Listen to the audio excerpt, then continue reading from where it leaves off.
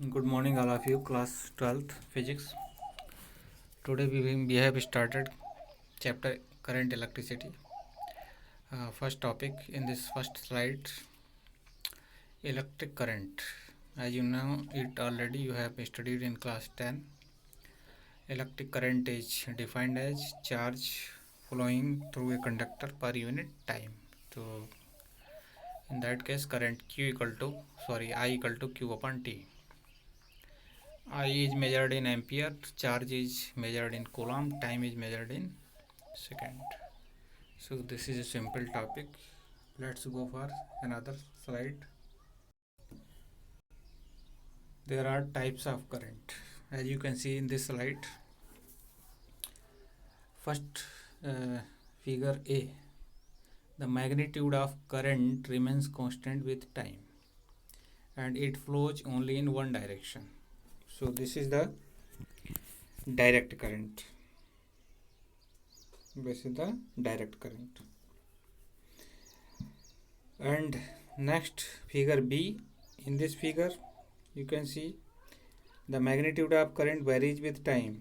ये इधर टाइम है और ये करंट का मैग्नीट्यूड है, ये चेंज हो रहा है, कम ज़्यादा हो रहा है. तो ये वायरिंग करंट है. और इस डायग्राम में आप देखिए करंट की डायरेक्शन इधर है, फिर इधर है, यानी डायरेक्शन चेंज कर रही है और मैग्नीट्यूड भी टाइम के साथ चेंज हो रहा है. तो this is alternating current. Let's go for another slide.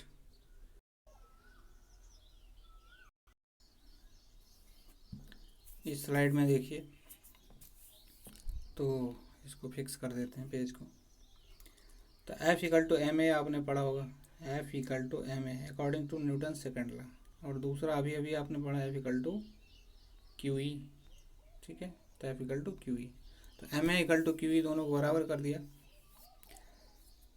तो एक्सीलरेशन कितना हो गया? ए बराबर ई अपन एम. ए बराबर ई अपन एम. माइनस साइन लेते चलते हैं इसको. ठीक है, तो एक्सीलरेशन जो है निकल आया. अच्छा, ड्रिफ्ट वेलोसिटी. इलेक्ट्रॉन जो है इनिशियली जैसे इलेक्ट्रिक फील्ड अप्लाई किया गया, उसके बाद जब उस पर इलेक्ट्रिक फील्ड लगा तो वो ट्रेवल करने लगा. तो टाउ टाइम जो है यहाँ पे लिया गया है, टाउ रिलैक्सेशन टाइम बोलते हैं. ये रिलैक्सेशन टाइम क्या होता है? जैसे पहले इलेक्ट्रॉन यहाँ पर है और इस पर इलेक्ट्रिक फील्ड लगा इधर को, तो ये इलेक्ट्रॉन अब यहाँ आ गया, यहाँ आ गया, पहले यहाँ था. तो यहाँ पर इसकी वेलोसिटी u1 थी और यहाँ पर इसकी वेलोसिटी हो गई vd. ठीक है, तो vd बराबर क्या होगी? u plus A T. U plus V बराबर यू प्लस ए टी. पहला equation, first equation of motion. तो इनिशियल वेलोसिटी का एवरेज तो जीरो ही था. ठीक है, एक्सीलरेशन हमने निकाल लिया है. ए बराबर ये ई अपन एम. और टाइम जो है वो रिलैक्सेशन टाइम है. इसको कैसे डिफाइन करते हैं?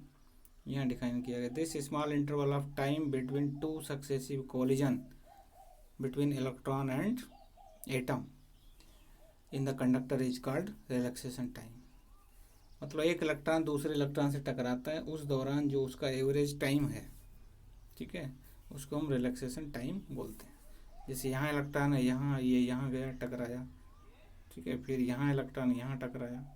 तो ऐसे जितने भी इसके पाथ हैं वो टोटल पाथ को नंबर ऑफ कोलिजन से डिवाइड कर देते हैं, तो रिलैक्सेशन टाइम आ जाता है. तो इसको टाउ से डिनोट करते हैं, इसका यूनिट सेकंड ही होगा. तो वही है first equation of motion. V D इसको ड्रिफ्ट वेलोसिटी बोलेंगे, क्योंकि जो एक्चुअल वेलोसिटी है कंडक्टर के अंदर बहुत ही कम होती है जब तक इलेक्ट्रिक फील्ड अप्लाई नहीं होता है. और जब इलेक्ट्रिक फील्ड अप्लाई होता है तब ये कुछ स्पीड बढ़ती है, इसी को हम ड्रिफ्ट वेलोसिटी बोलते हैं. तो इसकी डेफिनेशन नोट कर सकते हो. तो यहाँ देखिए नीचे ये दिखाया गया है, drift velocity is the order of 10⁻⁻⁴ metre per second. ठीक है, तो ऐसा नहीं कि इलेक्ट्रॉन बहुत तेज़ी से ट्रेवल करता है, ऐसा नहीं है. तो इनिशियल वेलोसिटी यू जीरो हो गई, ए बराबर ई अपन एम हो गया, और टाउ तो B D equal to E tau upon M हो गया. तो ड्रिफ्ट वेलोसिटी वेक्टर क्वांटिटी हो गई.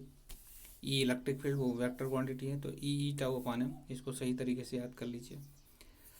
तो drift velocity V D equal to E small E capital E tau upon M. Small E क्या है? इलेक्ट्रॉनिक चार्ज है. कैपिटल ई इलेक्ट्रिक फील्ड है. टाउ क्या है? रिलैक्सेशन टाइम है. और एम क्या है? मास ऑफ इलेक्ट्रॉन है. ठीक है। वी डी क्या है? ड्रिफ्ट वेलोसिटी है।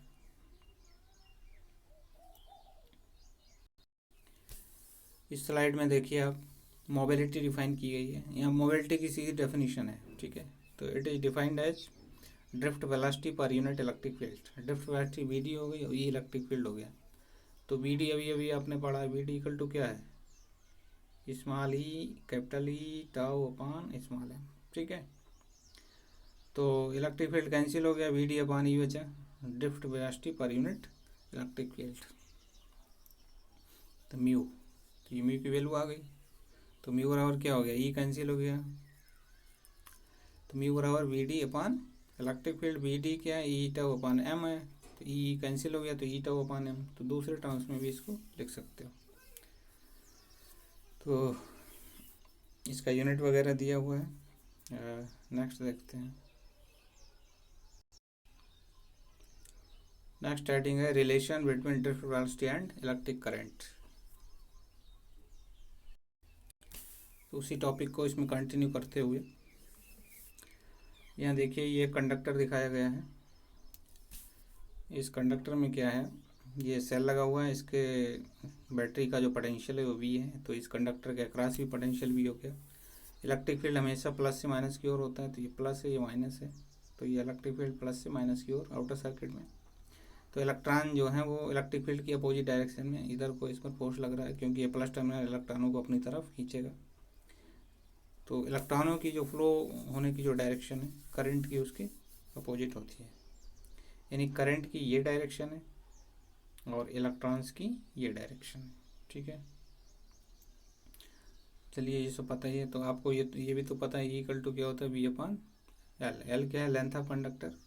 ये लेंथ ऑफ कंडक्टर है। वी जो है electric potential applied across terminals of conductor. E is the electric field with in the across the terminals. तो इसमें देखते हैं, ई बराबर वी अपान एल हो गया। अब इसमें देखते हैं, अब हम देखते हैं कि इसका वॉल्यूम कितना कंडक्टर का। तो आपने पढ़ा होगा जो सिलेंडर होता है, सिलेंडर का बेस एरिया कितना होता है? ए। हाइट कितनी हो? एच, ठीक है। तो वॉल्यूम कितना हो जाता है? ए एच हो जाता है। तो यहाँ वॉल्यूम क्या हो जाएगा? इसकी लेंथ एल है, cross section area capital A, तो ए एल इसका वॉल्यूम हो गया। अच्छा, एन क्या है? एन है number density, number of electrons per unit volume, ठीक है। तो पर यूनिट वॉल्यूम यानी वॉल्यूम से अगर मल्टीप्लाई कर दें तो टोटल इलेक्ट्रॉन आ जाएंगे। तो टोटल इलेक्ट्रॉन कितने हो गए हमारे पास? एन इंटू ए एल, यानी नंबर ऑफ इलेक्ट्रॉन पर यूनिट वॉल्यूम इंटू वॉल्यूम, ठीक है। एन क्या है? Number of electron upon volume. Volume से मल्टीप्लाई कर दिया तो क्या बचेगा? वॉल्यूम से मल्टीप्लाई कर देंगे तो क्या बचेगा? वॉल्यूम वॉल्यूम कैंसिल, ठीक है। तो नंबर ऑफ इलेक्ट्रॉन मिल जाएंगे। तो नंबर ऑफ इलेक्ट्रॉन क्या है? Number density into volume. Number density किस में होनी चाहिए? Number of electrons per unit volume. अच्छा, ये तो नंबर ऑफ इलेक्ट्रॉन आ गए, ये नंबर ऑफ इलेक्ट्रॉन आ गए, और इसको इलेक्ट्रॉनिक चार्ज से मल्टीप्लाई कर दिया तो टोटल चार्ज हो गया, ठीक है। तो इस कंडक्टर के अक्रॉस जाने में टाइम कितना लगेगा? टी बराबर ये पूरी लेंथ कवर करने में एल लेंथ अपान स्पीड कितनी वी है? एल अपान वी डी, ठीक है। तो यहाँ करंट हम डिफाइन करते हैं क्यू अपान टी। तो ये क्यू आपके पास है और टी आपके पास है।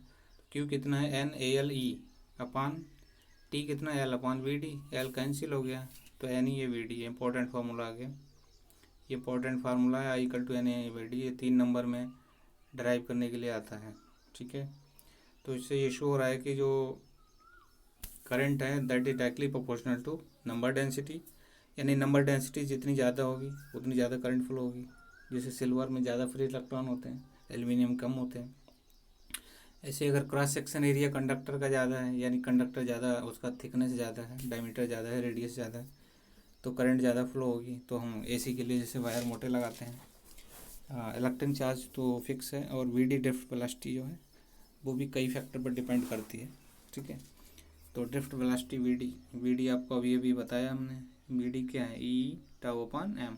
वहाँ से आप इलेक्ट्रॉन तो फिक्स है, इलेक्ट्रिक फील्ड जितना ज़्यादा होगा उतना ड्रिफ्ट वेलोसिटी ज़्यादा होगी, ठीक है। और रिलैक्सेशन टाइम जो है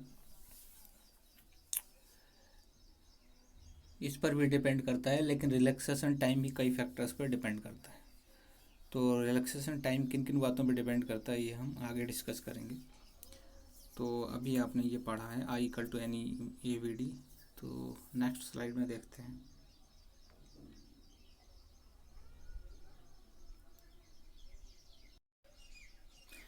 यहाँ देखिए इसमें derivation of Ohm's law from first principles. Ohm's law आप लोग जानते हो, V इक्वल टू क्या होता है, V इक्वल टू IR। तो R रेसिस्टेंस देखिए हम कैसे निकालते हैं, VD equal to E tau upon M। ठीक है, तो E बराबर क्या है, अभी बताया हमने, E equal to V upon small l। ठीक है, तो E equal to V upon L, V equal to IR। तो VD equal to E tau upon M, तो E की वैल्यू हो गई V अपॉन L, तो EV टाउ अपॉन ML हो गया, ये आ गया। तो करंट क्या होती है, I equal to NEA VD, तो ये VD की वैल्यू इनपुट कर दी, तो NEA EV tau upon ML, तो ये आ गया। तो E स्क्वायर हो गया, V हो गया टाउ अपॉन ML। ठीक है, अब यहाँ हमारे पास क्या है, V है और ये इधर I है, तो V अपान I निकाल लिया। V अपान I क्या होता है, R होता है, तो V अपान I बराबर आ गया ML upon N square A tau. ठीक है, अब ये कांस्टेंट होता है R। ठीक है, तो R की वैल्यू क्या हो गई, ML upon N square A tau, ये R निकल आया। R इक्वल टू, अब देखिए इसमें L जो है लेंथ ऑफ कंडक्टर है और A क्रॉस सेक्शन एरिया है, M जो है मास ऑफ इलेक्ट्रॉन है, N नंबर डेंसिटी है, E इलेक्ट्रॉनिक चार्ज है, टाउ रिलैक्सेशन टाइम है। तो आपने पढ़ा होगा R equal to rho L upon A, ये पढ़ा होगा। इसको और इसको अगर हम कंपेयर करें तो रो की वैल्यू क्या होती है, रो की वैल्यू यहाँ आ जाती है M अपान NE स्क्वायर टाउ। ठीक है, ये रो की वैल्यू आ गई, इसको याद कर लीजिए, वेरी इंपॉर्टेंट फार्मूला। तो रेसिस्टेंस किन बातों पर डिपेंड करता है, अगर रेसिस्टिविटी फिक्स है तो directly proportional to length of conductor and inversely proportional to cross section area. अब रो किन बातों पे डिपेंड करता है, देखिए रो जो है नंबर डेंसिटी और रिलैक्सेशन टाइम दोनों पे डिपेंड करता है। मास तो फिक्स है, इलेक्ट्रॉनिक चार्ज फिक्स है। तो कंडक्टर्स का जैसे टेम्परेचर बढ़ता है तो उसमें क्या होता है, कॉलिजन बहुत जल्दी जल्दी होने लगते हैं, जल्दी जल्दी होने लगते हैं, तो टाउ की वैल्यू कम हो जाती है। तो टाउ जब कम होगा तो रसिस्टिविटी बढ़ जाएगी, यानी मेटल को हीट करने पर उसका रसिस्टेंस बढ़ जाएगा। लेकिन सेमीकंडक्टर को हीट करने पर रेसिस्टेंस कम हो जाता है, क्योंकि उसमें इलेक्ट्रॉन ही बहुत कम होते हैं। ठीक है, तो टाउ पे ज़्यादा फर्क नहीं पड़ता है, लेकिन सेमीकंडक्टर का N इंक्रीज हो जाता है, यानी नंबर ऑफ इलेक्ट्रॉन्स उसमें इंक्रीज हो जाते हैं और उसकी रेसिस्टिविटी घट जाती है। तो रिजल्ट ये है कि मेटल का टेम्परेचर बढ़ने पर रेसिस्टेंस बढ़ जाता है और सेमीकंडक्टर का घट जाता है। मेटल की रेसिस्टिविटी जो है बढ़ जाती है और सेमीकंडक्टर घट जाती है टेम्परेचर बढ़ने के साथ। तो ये चीज़ें जो है इस फार्मूले से आप समझ सकते हो। नेक्स्ट देखते हैं, इस स्लाइड में भी यही बातें डिस्कस की गई हैं कि इलेक्ट्रिकल रेसिस्टिविटी या रो, ठीक है, या स्पेसिफिक रेसिस्टेंस। तो देखिए इसमें आर किन किन बातों पर डिपेंड करता है, टेम्परेचर ऑफ कंडक्टर पर डिपेंड करता है, उसकी डायमेंशन पे डिपेंड करता है, यानी लेंथ जितनी ज़्यादा होगी रेसिस्टेंस ज़्यादा होगा। ठीक है, क्रॉस सेक्शन एरिया पर इन्वर्सली प्रोपोर्शनल, यानी क्रॉस सेक्शन एरिया ज़्यादा होगा तो रेसिस्टेंस कम होगा।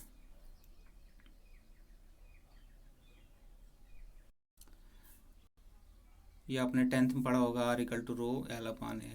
ठीक है, तो इसमें देखिए आप, अगर हम cross section area 1 metre square लें, लेंथ 1 मीटर ले लें, ठीक है, तो रो इक्वल टू R आ जाएगा।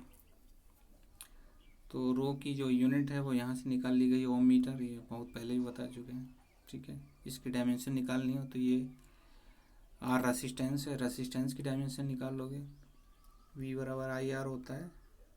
तो यहाँ से आप जो है V बराबर IR, तो यहाँ से R की डायमेंशन निकाल सकते हो, R बराबर V अपान I। ठीक है, V जो होता है W अपान Q होता है, W वर्क होता है, Q कूलम में आ जाएगा। तो ऐसे करके आप R की डायमेंशन निकाल लोगे। क्रॉस सेक्शन एरिया की मीटर स्क्वायर होती है और लेंथ L, तो इस तरीके से ये डायमेंशन आ जाएगी, 1 मार्क्स में पूछा जा सकता है। नेक्स्ट देखते हैं,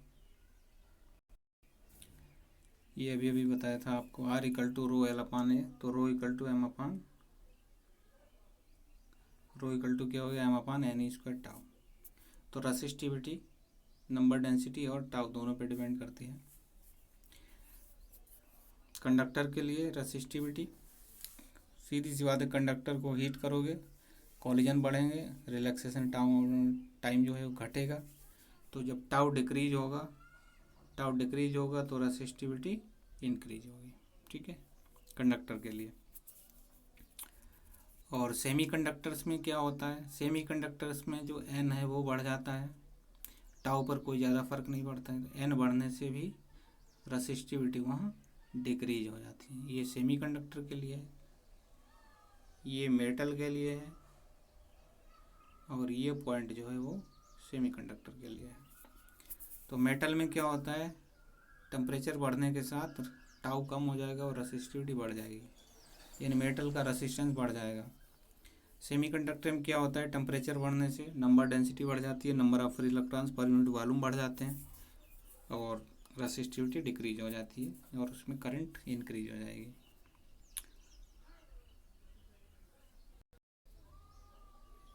वही बातें इसमें बताई गई हैं। Since number of electrons per unit volume different in different metals, therefore resistivity of conductor ये depends on the nature of material. जैसे रेसिस्टिविटी जो है एल्यूमिनियम की अलग होगी, कॉपर की अलग होगी, लेकिन ये उसकी इंटरनल प्रॉपर्टी है। ठीक है, टेम्परेचर पे डिपेंड करती है, लेकिन अगर टेम्परेचर फिक्स है तो कॉपर की रेसिस्टिविटी वही रहेगी, चाहे उसको आप वायर में कन्वर्ट कीजिए, चाहे उसको थिक वायर कर दीजिए, चाहे थिन वायर कर दीजिए, रेसिस्टिविटी जो है वो उसकी डायमेंशन पर डिपेंड नहीं करती, टेम्परेचर पर डिपेंड करती है। ठीक है, तो रिलैक्सेशन टाइम ये टेम्परेचर पर डिपेंड करता है। ठीक है, उसी हिसाब से रेसिस्टिविटी चेंज हो जाती है। Resistivity of various metals are given in a table. हम आपको टेबल दिखाते हैं। इस टेबल में आप देखिए रेसिस्टिविटी जो है, जो बेस्ट कंडक्टर है, जैसे ये सिल्वर है, इसकी बहुत कम है, 10⁻⁻8। उसके बाद दूसरे नंबर पे कॉपर आता है और तीसरे नंबर पे एल्युमिनियम आता है। तो सिल्वर जो है ये सोलर सेल में यूज किए जाते हैं, क्योंकि उसकी जो कंडक्टिविटी है वो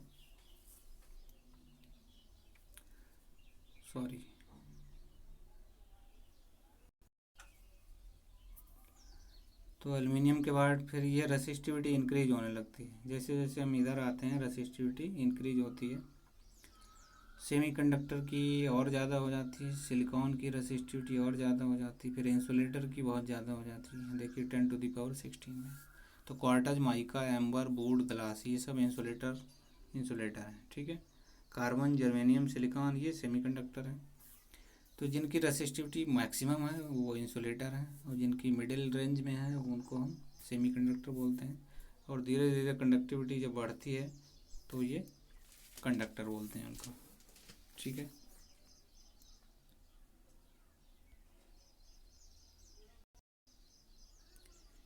इस स्लाइड में भी वही चीज़ बताई गई है। रेसिस्टिविटी जो है इस फार्मूले पर डिपेंड करती है, ρ=ρ0 1+α T-T0। T0 इनिशियल टेम्परेचर है, जैसे कोई ऑब्जेक्ट है, मेटल है, उसका टेम्परेचर पहले T0 था, फिर T कर दिया गया, तो रेसिस्टिविटी जब T0 टेम्परेचर था तो रेसिस्टिविटी ρ0 थी, जब T टेम्परेचर है तो रो होगी।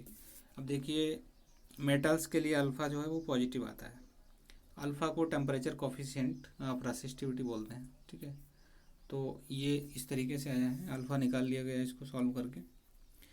तो ρ-ρ0 अपॉन ρ0 T-T0, मतलब change in resistivity upon change in temperature divided by initial resistivity. तो अल्फ़ा जो है मेटल के लिए पॉजिटिव होता है, for metals alpha is positive, ये दिखाया गया है, for metals alpha is positive. यानी मेटल्स के लिए जैसे एल्युमिनियम है, इसका टेम्परेचर बढ़ने के साथ रेसिस्टिविटी बढ़ती है। ठीक है, उसके बाद जैसे नाइक्रोम है, नाइक्रोम भी मेटल है, इसकी भी रेसिस्टिविटी बहुत ज़्यादा होती है, टेम्परेचर बढ़ने के साथ बढ़ती है। लेकिन ये कर्व सबके लिए अलग अलग होते हैं, जैसे नाइक्रोम के लिए लीनियर है और ये एल्युमिनियम के लिए कुछ इस तरीके से होता है। तो हर मटेरियल के लिए अलग अलग कर्व आता है, लेकिन जनरली मेटल्स के लिए अल्फ़ा पॉजिटिव है, और रेसिस्टिविटी जो है वो increases with temperature for metals. ठीक है, नेक्स्ट इसमें देखिए सेमीकंडक्टर्स बताए गए हैं। सेमीकंडक्टर्स में क्या होता है, अल्फ़ा नेगेटिव होता है। अल्फ़ा जब नेगेटिव है इसका मतलब क्या है कि उनकी रेसिस्टिविटी जो है टेम्परेचर के साथ डिक्रीज होती है। ये पहले ही बताया था मैंने, तो इसमें ज़्यादा एडिशनल नहीं जाना है आपको, सिर्फ ये अल्फ़ा वाली बात जो है ध्यान रखनी है, यही पूछा जाता है। ये ग्राफ पे ध्यान देना है। टेम्परेचर बढ़ेगा सेमीकंडक्टर के लिए तो नंबर डेंसिटी बढ़ेगी, ठीक है। टाउ ज़्यादा इफेक्ट नहीं पड़ता है और रेसिस्टिविटी उसकी जो है डिक्रीज होती है, यानी सेमीकंडक्टर का रेसिस्टेंस डिक्रीज होता है टेम्परेचर बढ़ने के साथ।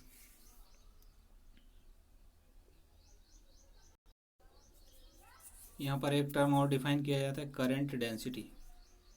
करंट डेंसिटी क्या होती है, जैसे ये कंडक्टर है, इसका क्रॉस सेक्शन एरिया है, ये कैपिटल ए है, ठीक है, और इसमें करंट फ्लो हो रही है आई यूनिफॉर्मली, ठीक है। ये नहीं कि एक ही जगह से फ्लो हो रही है, मतलब पूरे होल कंडक्टर में हर जगह से यूनिफॉर्मली इलेक्ट्रॉन इससे ट्रांसमिट हो रहे हैं, ट्रैवल कर रहे हैं। तो करंट डेंसिटी इज जे से डिनोट करते हैं आई अपॉन ए, ठीक है। इसको ऐसे भी लिख सकते हैं D I equal to J D A, या इंटीग्रेशन फॉर्म में ऐसे लिख सकते हैं। और इसका यूनिट क्या हो जाएगा, आई का एम्पियर पर मीटर स्क्वायर, ठीक है। आई का एम्पियर, एरिया का metre square, ampere per metre square, और वैसे ही हम डायमेंशन निकाल सकते हैं।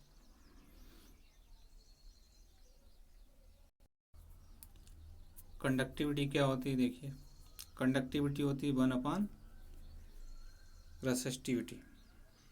अब कंडक्टेंस क्या होता है, 1/, रेसिस्टेंस।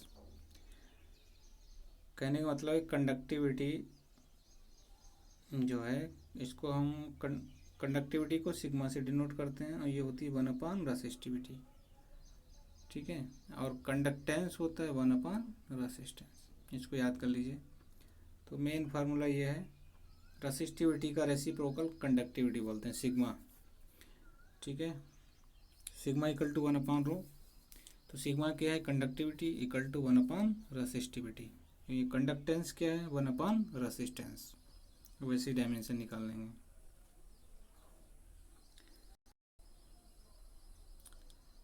ये देखिए काफ़ी इम्पोर्टेंट है, ये CBSE एग्ज़ाम में आया था, इसी साल आया था, ठीक है, कि J equal to sigma E. इसको हम Ohm's law in microscopic form में बोलते हैं, J equal to sigma E. देखिए कैसे आता है, I equal to N E A V D equal to E tau upon M, ठीक है। तो I equal to N E A, V D की वैल्यू पुट कर दी ई टाउ अपॉन एम, तो ये हो गया एन ई स्क्वायर ए ई टाउ अपॉन एम। यहाँ से आई अपान ए निकाल लिया, आई अपान ए क्या हो गया, एन ई स्क्वायर ई टाउ अपान एम। अच्छा, आई अपान ए क्या होता है, जे होता है, और M upon N square tau, ये हमने बताया था, rho equal to M upon N square tau, तो इसको भी याद कर लीजिए। तो यहाँ जे इक्वल टू क्या हो जाएगा, J equal to 1/ρ, capital E, 1/ρ क्या है, sigma, J equal to sigma E, ठीक है। तो आई अपान ए क्या होता है, जे होता है। और ये जो इक्वेशन है इसी को एडजस्ट किया है, आई अपान ए इधर ले आए, आई अपान ए, ये हो गया जे, ठीक है। फिर यहाँ क्या बचा, एन ई स्क्वायर टाउ अपान एम, ठीक है, ये हो गया 1/ρ, ठीक है। एन ई स्क्वायर टाउ अपान एम, ए तो चला गया था, तो ये हो गया है 1/ρ, ठीक है। तो 1/ρ हो गया सिग्मा, ठीक है। और इलेक्ट्रिक फील्ड बचा था, इलेक्ट्रिक फील्ड, ठीक है। तो ये चीज़ जो है ये क्या हो गई, 1/ρ, 1/ρ मतलब सिग्मा, तो सिग्मा ई, और वाई अपान ए क्या है, ये जे है, तो जे इक्वल टू सिग्मा ई, ठीक है।